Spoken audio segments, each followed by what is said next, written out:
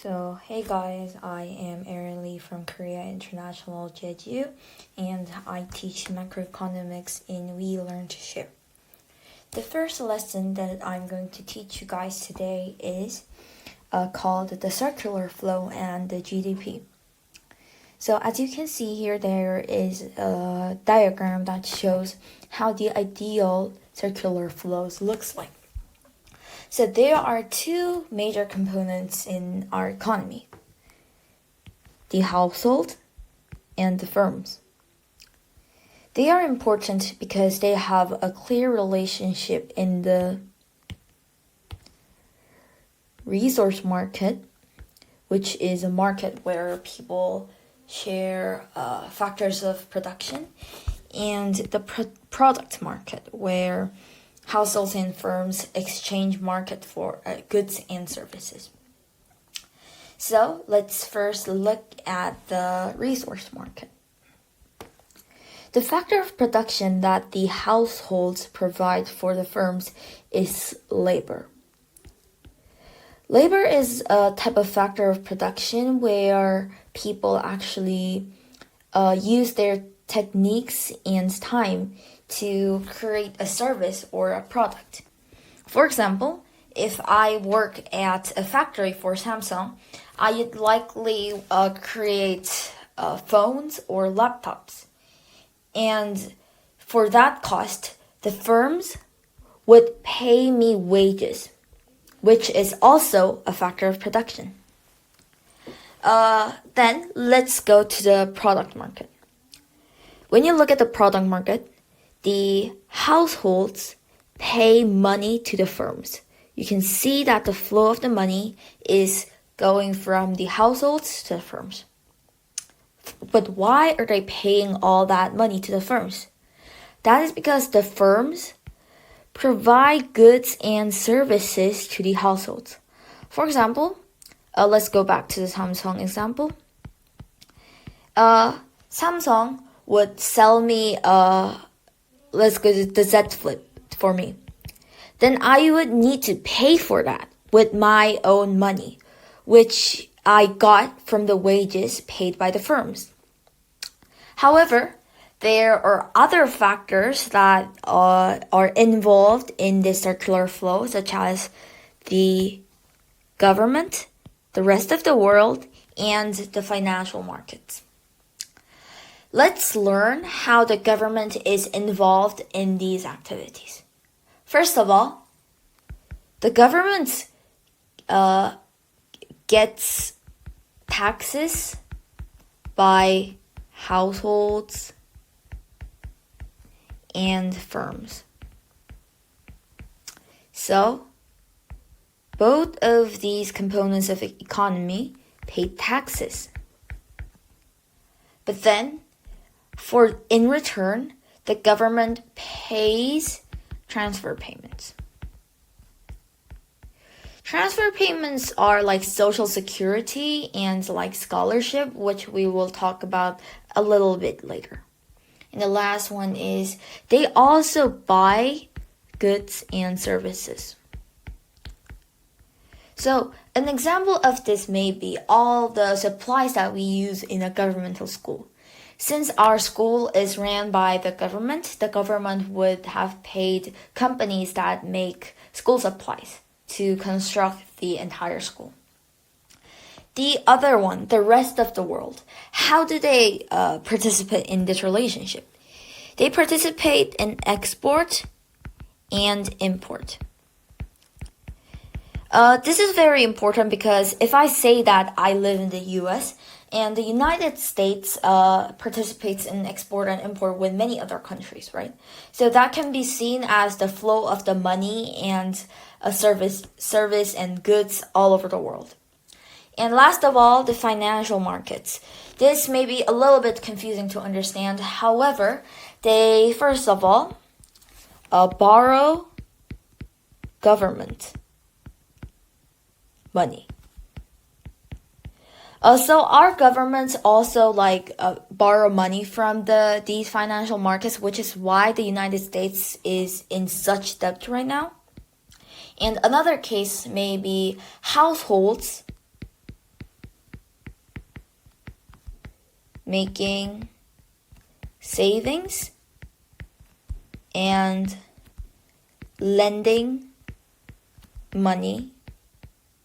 So as you can look from here, households contribute to the overall money, but also take that away by lending money from the financial markets.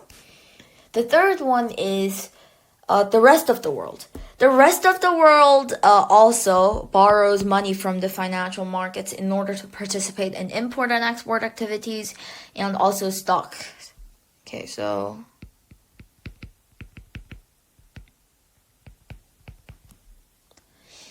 and the firms.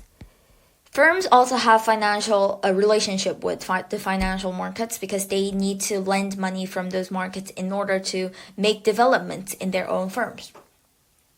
So that's done with the circular flow part, and we need to now move on to the GDP. So what's the GDP? GDP is a measure that shows the performance of a country's economy by measuring the dollar value of production in a country. So what can this possibly mean?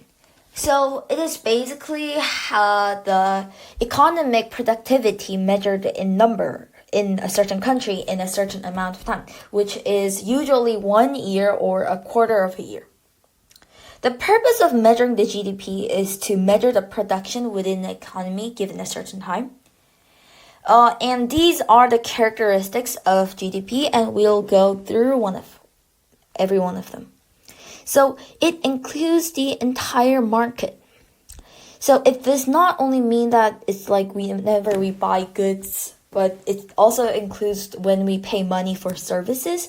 Like, for example, when we go to aesthetics and the people there do our therapy on our facials. The second one is that it only includes final goods, not the intermediate goods. What could these words possibly mean? So I will give you an example. The final good may be butter, and the intermediate goods may be milk and salt and work that the farmers made.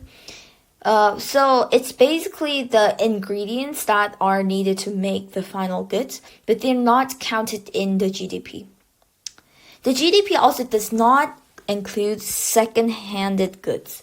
So whenever you buy anything from Depop, that does not count in the gross domesticated product because it is not actually from the year that is measured. And it does not include purely financial transactions. What could these possibly mean again? So this includes transfer payments, which was mentioned before. These are payments that the government makes to individuals without expecting anything in return, such as scholarships and grants. And another example for financial transactions may be stocks and bonds.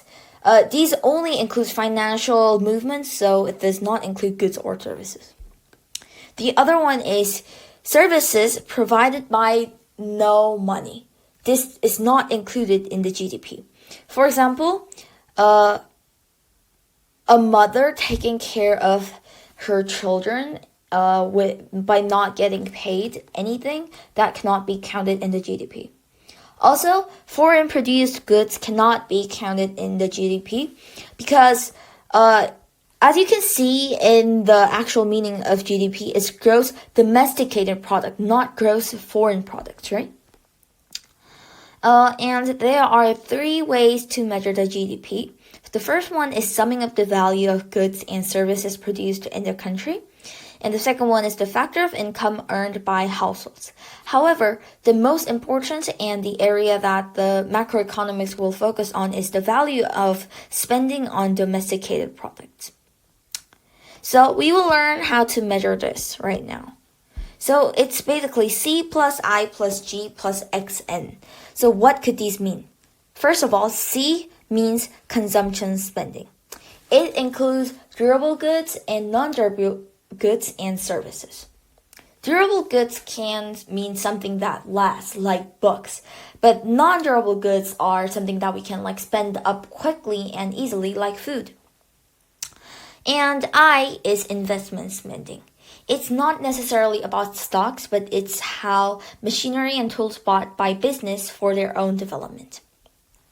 G is government spending. So as I mentioned before, governments also purchase things from companies like pencils, school supplies, and all that.